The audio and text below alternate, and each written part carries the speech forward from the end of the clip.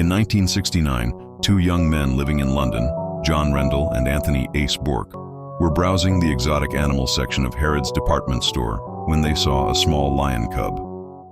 At the time, the sale of exotic animals was not illegal, and the two friends, not wanting the lion to be abandoned to an uncertain fate, decided to buy him. They named the little cub Christian.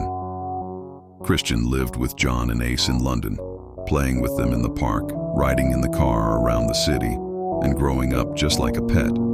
However, he soon started to grow rapidly, and it became impossible for him to live in a house. John and Ace did not want to confine Christian to a cage. They made a big decision to give him his freedom. To ensure he could live a life suited to his nature, they decided to take him to Africa.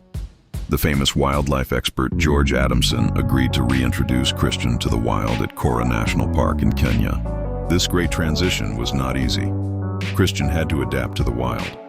However, over time he met other lions and eventually formed his own pride, transforming into a true African lion.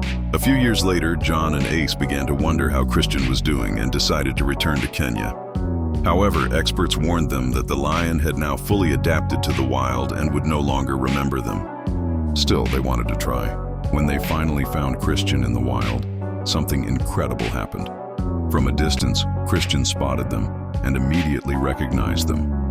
Excited, he ran toward John and Ace and embraced them lovingly, just like in the old days. The footage of this emotional reunion touched millions of people around the world. Christian continued his life in the wild and became a strong leader of his pride. His story demonstrated to the world how powerful the bond between humans and animals can be. Even today, Christian's return to Africa and his emotional reunion with his human friends after years remains one of the most unforgettable stories of animal friendship ever told.